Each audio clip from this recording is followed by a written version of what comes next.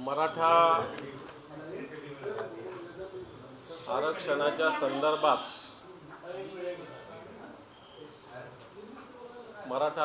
संदर्भात या राज्याच्या मुख्यमंत्र्यांनी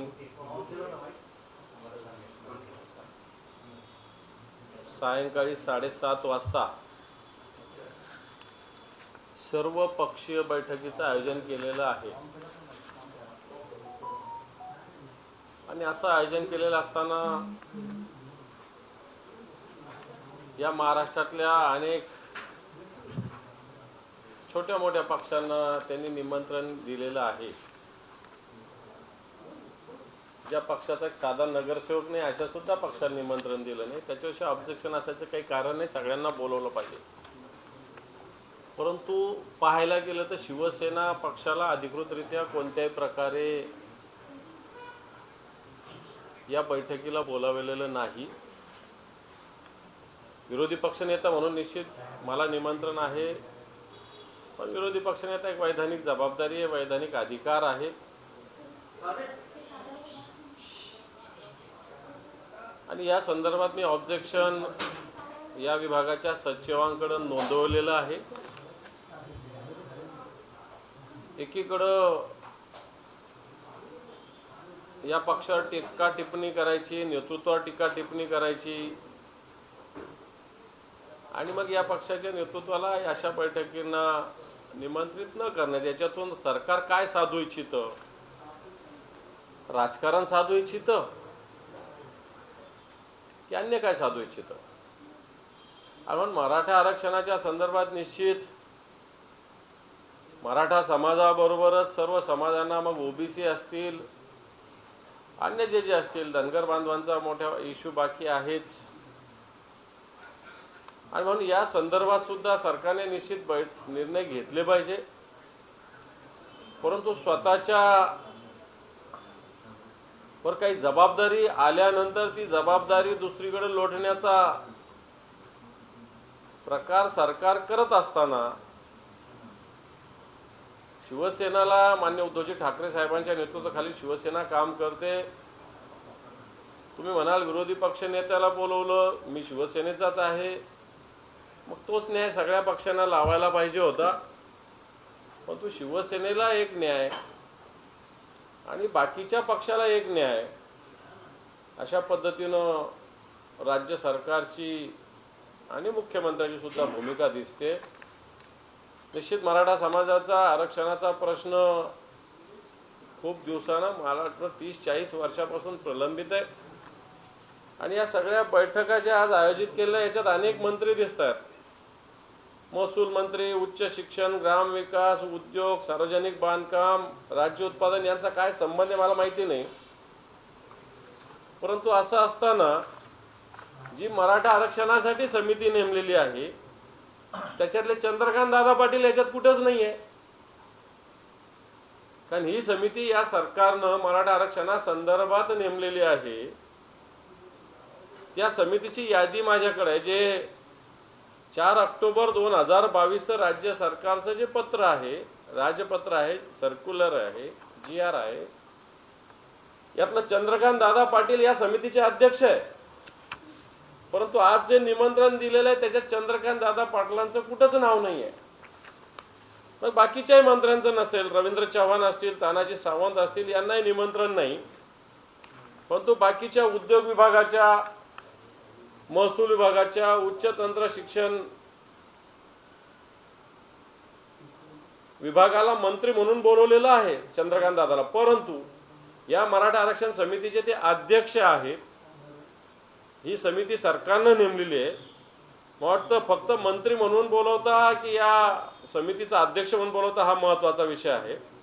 आणि असताना मग ग्रामविकास मंत्री, उद्योग मंत्री, वेगवेगळ्या खात्याचे सार्वजनिक बांधकाम मंत्री, राज्य उत्पादन शुल्क मंत्री, एवढं मोठं मंत्रिमंडळ तिथं बोलवलं। मग राज्याचे 2 उपमुख्यमंत्री, राज्याचे मुख्यमंत्री, आणि म्हणून सरकार अशा पद्धतीनं या सगळ्या भूमिकेत खरोखर सरकारला आरक्षण द्यायचं का राजकारण करायचं आहे? वाटतं याच्या आधी माननीय उद्धवजी ठाकरे साहेब मुख्यमंत्री असताना किती जणांना या बैठकीला बोलवलं होतं। खरं तर याच्यात मराठा संघटनांशी सुद्धा चर्चा केली पाहिजे राजकीय पक्षासोबतच मला आठवतं उद्धवजी ठाकरे साहेब मुख्यमंत्री असताना या सगळ्या याच्यामध्ये जवळपास 60 संघटनांना निमंत्रित केलेलं होतं आणि सगळ्या पक्षाच्या नेत्याला बोललो होतो. पण तो सरकारने ही बैठक आयोजित करताना मनाचा कोतेपणा पुन्हा एकदा दाखवून दिलेला आहे असं आमचं शिवसेनेचं मत आहे. एवढं मांडायचं. तर याच्या पाठचं कारण काय वाटतं, म्हणजे असं करण्यासारखं काय धुळफेक करते सरकार बैठक बोलावून सर्वपक्षीय? ते पहा, सरकार तर धुळफेक करतं ना. एकीकडं राज्याचे मुख्यमंत्री दिल्लीत जातात, G20ला त्यांचं काय काम होतं मला माहिती नाही. उपमुख्यमंत्री एक कोल्हापूरला कोणती आव्हानाची सभा देतात, दुसरे उपमुख्यमंत्री दहीहंडी फोडत बसतात. परंतु या राज्याच्या एकाही मुख्यमंत्र्याला, दोन्ही उपमुख्यमंत्र्याला अजून जे अंतरवाली सराटीला बसलेले मनोज जरांगे पाटील यांना जाऊन भेटावं वाटलं नाही. जर एवढं सरकार संवेदनशील आहे तर मुख्यमंत्री आणि 2 उपमुख्यमंत्री स्वतःच्या पक्षाच्या कुठे दहीहंड्या करतात, कुठे शरद पवारांना उत्तर देतात, कुठे G20मध्ये जातात,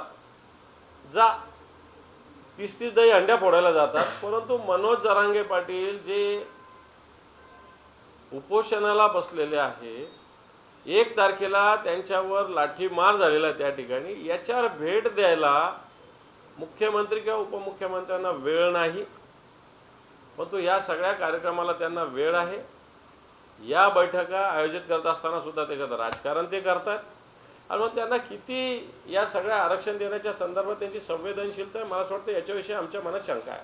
सर, मराठा ओबीसीचं आंदोलन एकीकडे पेटलेलं असताना शासनाने आता कंत्राटी भरतीचं काढलेलं आहे. आधी त्यांनी आपण पाहिलं होतं की हा GR जो आहे रद्द करून पुन्हा एकदा सुधारित GR काढलेला आहे, आता जारी केलेला. मला असं वाटतं आपण याविषयी बोललं पाहिजे. तो स्वतंत्र विषय. आधी एकदा हा विषय कोणाला काय बोलायचं तर आपण त्याच्यात बोलू, मग आपण त्या विषयावर सुद्धा बोलूया.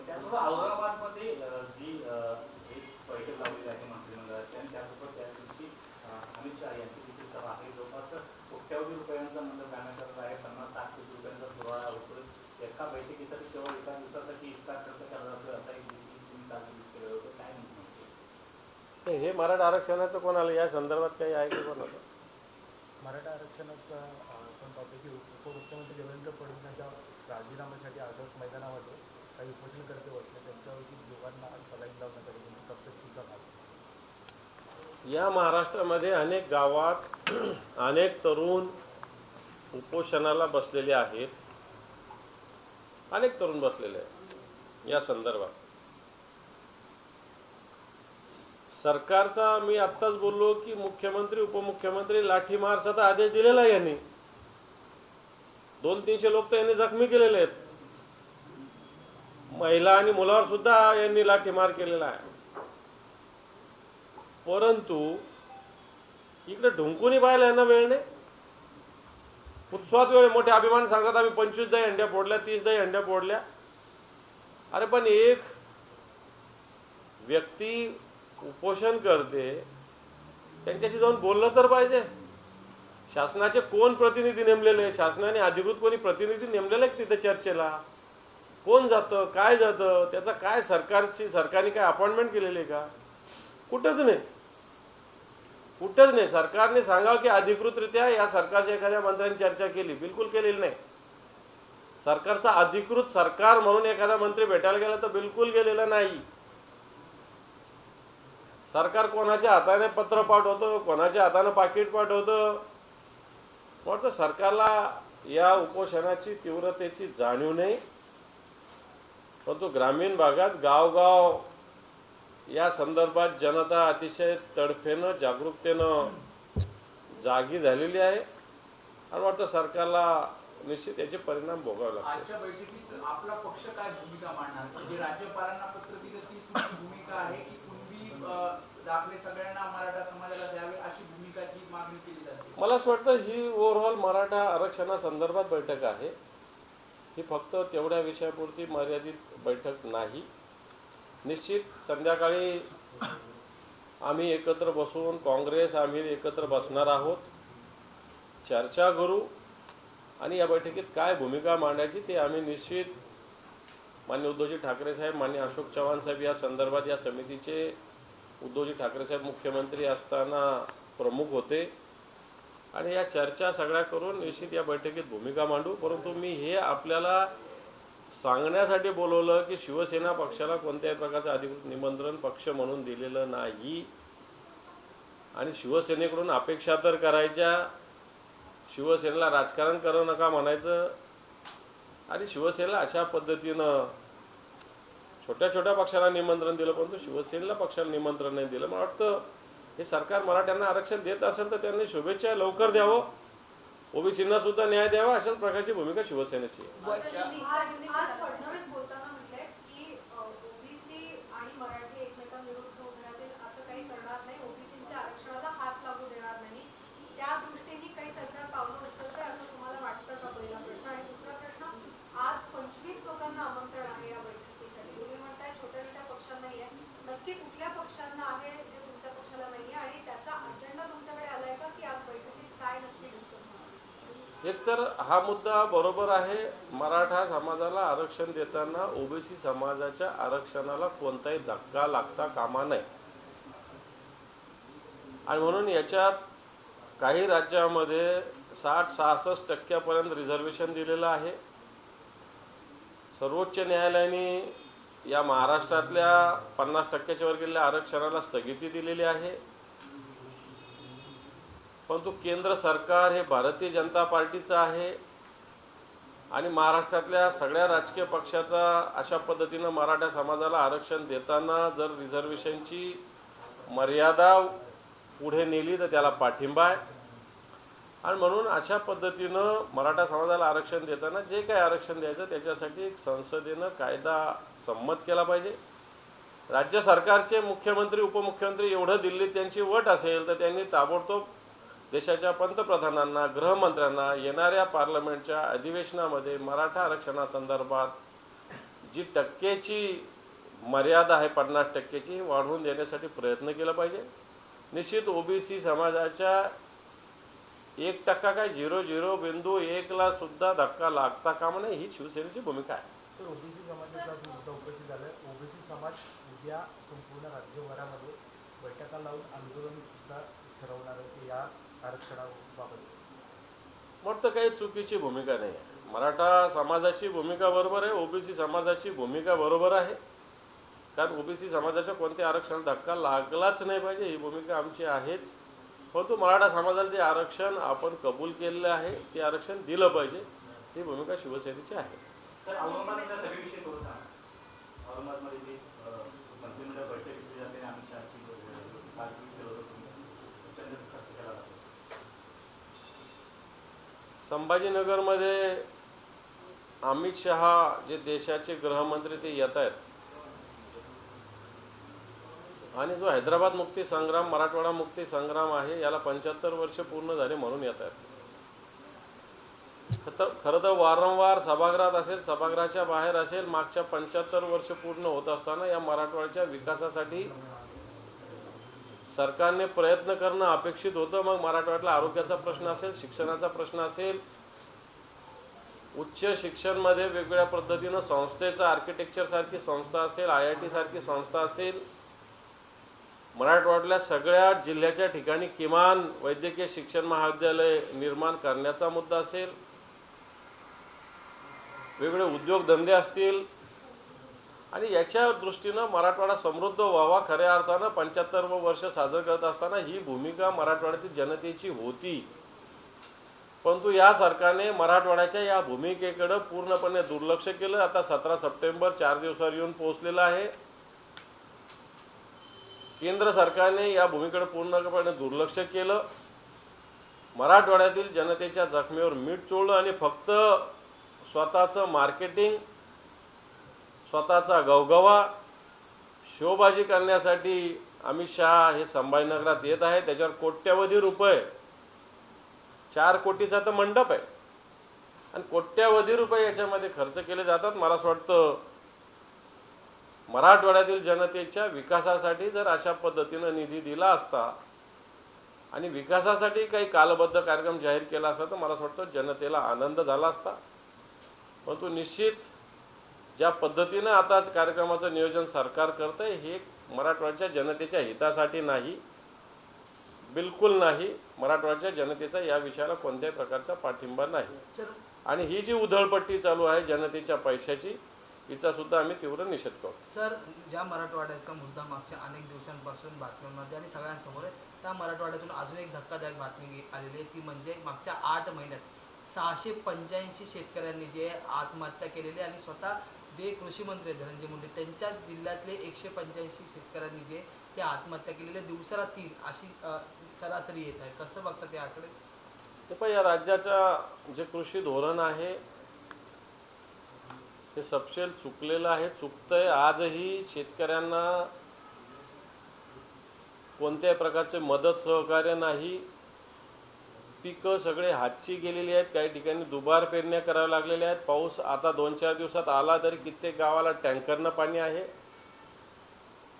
आणि परिणामी शेतकरी आत्महत्याकडे वळतोय. बीड जिल्हा हा भारतातला सगळ्यात जास्त आत्महत्येचा जिल्हा आहे. व्यक्तिगत कोणावर मी बोलणार नाही, परंतु निश्चित सरकारचं धोरण, अतिवृष्टीचं कोणती मदत नाही, सततच्या पावसाची कोणती मदत नाही, पीक विमा कुठं शेतकऱ्यांना मिळत नाही आणि म्हणून शेतकऱ्याला अशा पद्धतीनं आत्महत्येकडे वळावं लागतंय. सरकारचं धोरण याला मोठ्या प्रमाणात कारणीभूत आहे. भाजपने एक सर्वेक्षण केले लोकसभा मतदारसंघाचे, 40% जागा त्यांच्या धोक्यात असल्याचं त्यांच्या सर्वेक्षणातून समोर येतं. सर्वेक्षण समोर आणत नाहीये.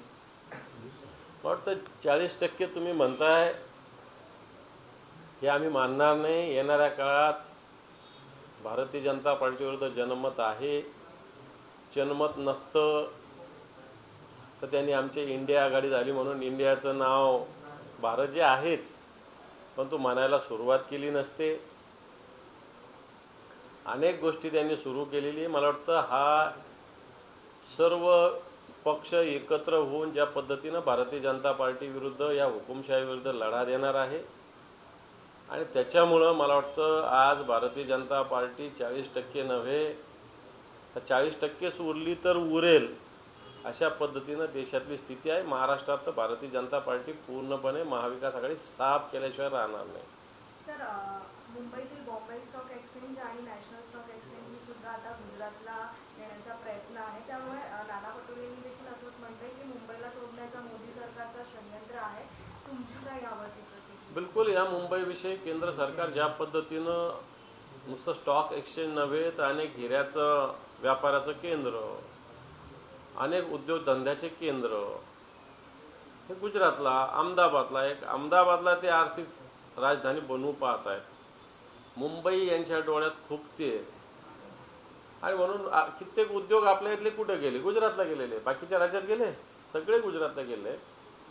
आणि म्हणून मुंबई ही देशाची आर्थिक राजधानी आहे. ही ताकद या महाराष्ट्राची आणि म्हणून ही ताकद कमी करण्याचा प्रयत्न केंद्र सरकार निश्चित करते.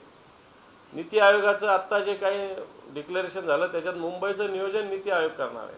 वाटतं पहिल्यांदा अशा पद्धतीनं होतं. याच्या आधी सुद्धा देशाच्या पंचवार्षिक योजना होत्या, परंतु त्याचं नियंत्रण काही केंद्राकडे नव्हतं आणि म्हणून या मुंबईला एक स्वतःच्या अखत्यारीत आणण्याचा प्रयत्न केंद्र सरकार करते. परंतु मुंबईची जनता, महाराष्ट्राची जनता हे कदापि होऊ देणार नाही. सर, काल भाषणामध्ये म्हटलं की आमदारांच्या कामावरती स्थगिती होती आणि ती स्थगिती उठवावी म्हणून आमदार वारंवार मागणी करत होते. दबाव एक प्रकारचा होता आणि त्यामुळे हेतुपुरस्सर ही स्थगिती आमदारांवरती राष्ट्रवादीच्या टाकली जात होती का आणि त्यामुळे सत्तेत जावं लागलं का, असं प्रत्यक्षरित्या बोलताना पाहायला मिळाले अजित पवार. म्हणतात आता कारणं काही दिले जातील. स्थगिती होती म्हणून गेलो, हे घेतो म्हणून ते गेलो. वाटतं हे पळपुटे कारणं मांडले जात आहेत. गद्दारी केली आहे तर मान्य केलं पाहिजे त्यांनी. सत्तेची हौस आहे त्यांना. स्वतःवरच्या ईडीच्या इन्क्वायऱ्या आहेत. MSC बँकेचा घोटाळा आहे, सिंचन विभागाचा घोटाळा आहे आणि हे सगळं याच्यातून वाचण्यासाठीच त्यांनी सत्तेत गेलेले ना, बाकी काय कारण आहे. आणि म्हणून या सगळ्या दबाव होता आमदाराचा वगैरे, निधी वगैरे, या सगळ्या झूट गोष्टी आहे. MSC बँकेचा घोटाळा, सिंचन विभागाचा घोटाळा आणि याच्यावर ईडीची टांगती तलवार यांच्या मानेवर होती आणि म्हणून यांनी अशा पद्धतीने सरेंडर झाले. मला वाटतं हे बाकीचे तोंड देखले कारण याला कोणताही अर्थ नाही. सर, मराठा आणि ओबीसी आंदोलन पेटले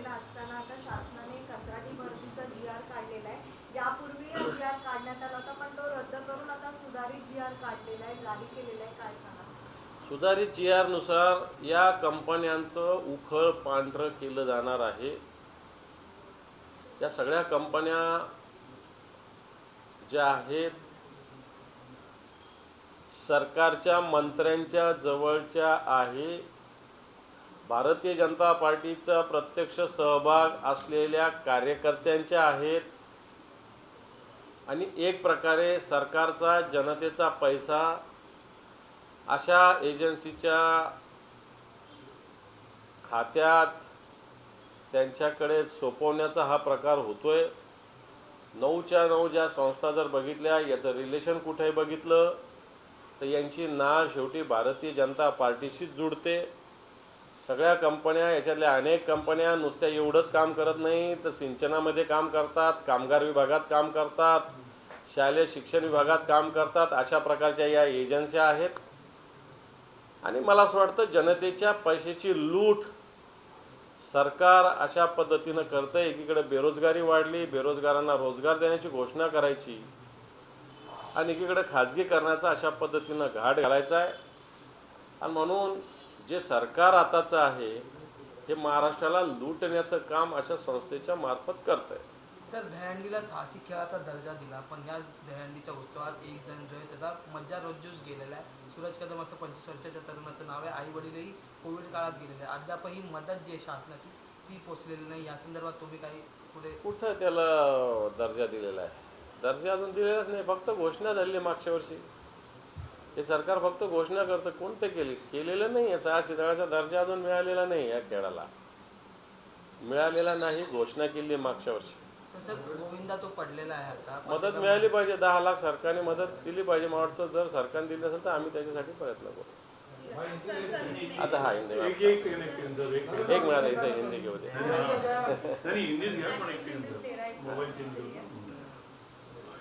कुछ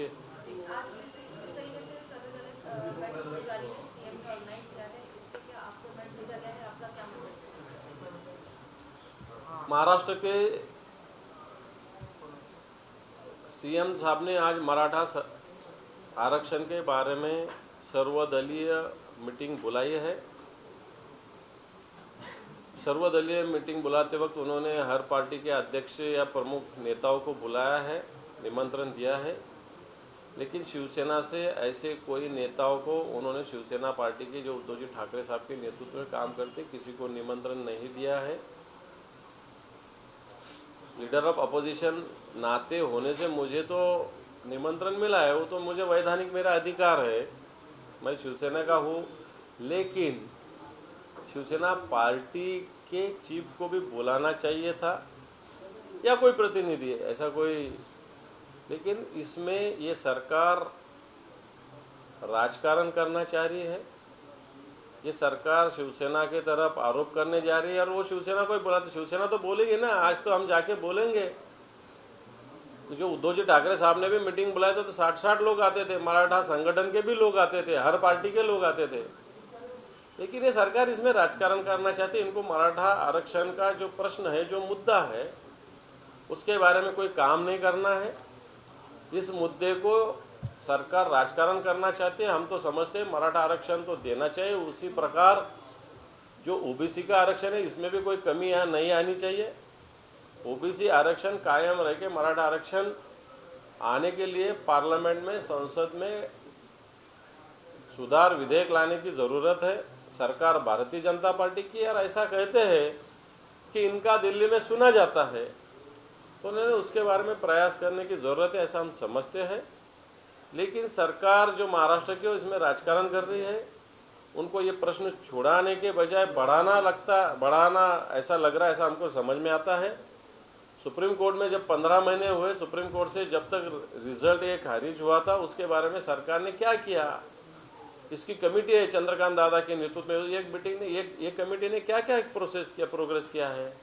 तो कोई प्रोग्रेस ये कमेटी ने नहीं किया है. इसलिए सरकार मराठा समाज को भी आरक्षण नहीं देना चाहती और मराठा समाज और ओबीसी समाज में झगड़ा लाना चाहती है ये सरकार. लेकिन शिवसेना दोनों समाज के साथ है. मराठा समाज में भी आरक्षण तो देना ही चाहिए, लेकिन ओबीसी समाज का आरक्षण कहीं कम होना नहीं चाहिए. ये शिवसेना की भूमिका है. ओबीसी जनमोर्चा कल